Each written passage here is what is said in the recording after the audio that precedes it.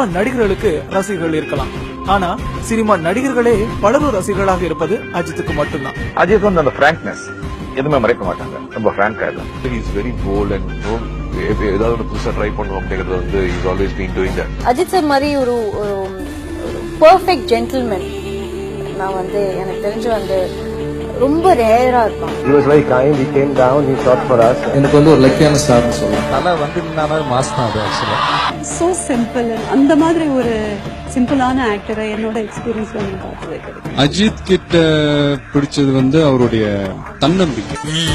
தலை இருக்கும் போது வாழாடக்கூடாது. ஒரு நடிகன் அப்படின்னா படம் நடிச்சோமா சம்பாதிச்சோமா அப்படின்னு இல்லாம தன்னோட ரசிகர்களுக்கு ஒரு முன்னுதாரணமா வாழ்பவர் தான் அஜித். நம்ம கூட இருக்கிறவங்கள நாம பாத்துக்கிட்டா நமக்கு மேல இருக்கிறவன் நம்மள பாத்துக்குவோம். லட்சக்கணக்கான ரசிகர்கள் இவரை பின்தொடர அதை அறுக்கும் ஆயுதமாக பயன்படுத்தாம ஆக்கும் ஆயுதமாக பயன்படுத்தவே நினைச்சு தன் மன்றங்கள் எல்லாம் கலைச்சாரு. Ajith Kumar is nothing without his fans. ஆனா அவரோட ரசிகர்கள் மனசுல இருந்து அவரை கலைக்கவே முடியல.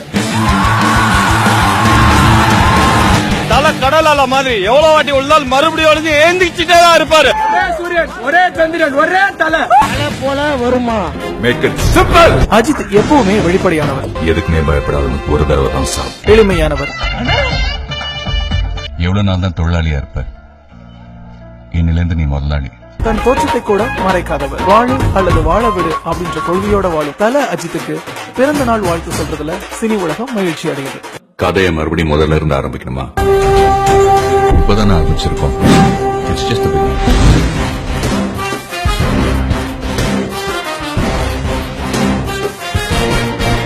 தாரத்தப்பட்ட கிழிய போது என் ஆளுங்களை தொடணும்னா என்ன தாண்டி தோடுறா பார்க்கலாம். எவ்வளவு தூக்குறோங்கிறது முக்கியம் இல்ல, எதை தூக்குறோங்கிறது தான் முக்கியம். என்ன நான் சொல்றது?